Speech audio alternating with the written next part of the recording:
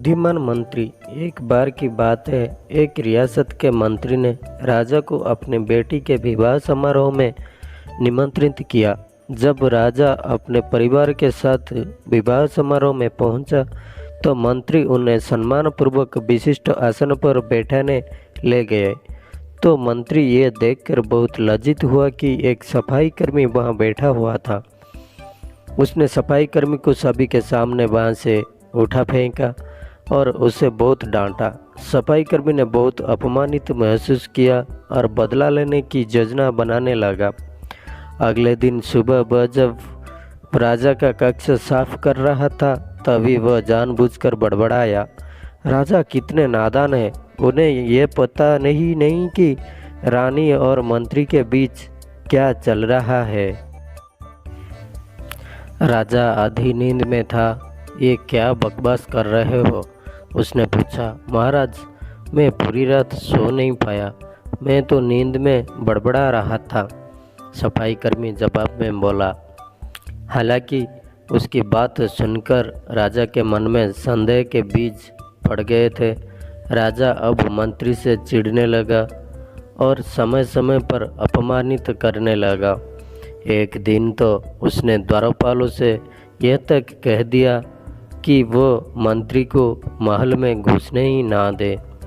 मंत्री राजा के व्यवहार से बहुत चकित था, लेकिन कुछ विचार करने के बाद उसे समझ में आ गया कि सफाई कर्मी ही इसके लिए जिम्मेदार हो सकता है। मैंने उसका अपमान किया था और उसी का उसने बदला लिया है। अब मुझे उसे दोबारा प्रसन्न करना होगा, तभी वो राजा की निगाह में मेरा सम्मान दोबारा दिला सकता है, मंत्री ने सोचा। एक दिन उसने सफाई कर्मी को अपने घर भोजन पर आने का निमंत्रण दिया और कहा, मेरे दोस्त, मुझे क्षमा कर दो, मैंने तुम्हारा अपमान किया था, मुझे गलती का एहसास हो गया है। इन सुंदर कपड़ों को उपहार के रूप में ग्रहण करो, चलो मेरे साथ भोजन करो। सफाई कर्मी प्रसन्न हो गया।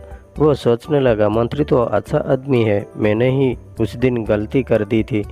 अब सफाई कर्मी प्रसन्न था और प्रयास करने लगा कि मंत्री के बारे में राजा की धारणा बदला जाए। एक बार जब वह राजा के कक्ष में गया तो राजा सो रहा था। वह बड़बड़ाने लगा, अरे राजा का तो दासी के साथ प्रेम संबंध है, बड़ी लज्जा की बात है।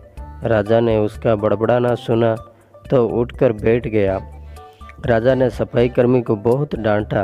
सफाई कर्मी बोला, क्षमा कर दे महाराज, मैं पूरी रात सो नहीं पाया, इसीलिए दिन में ही नींद में बड़बड़ा रहा था।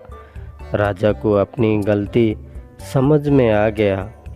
इसी तरह की अफवाह के चक्कर में आकर उसने अपने बहुत अच्छे सलाहकार की अनदेखी शुरू कर दी थी। राजा ने मंत्री को बुलाया और दोनों फिर से मित्र बन गए।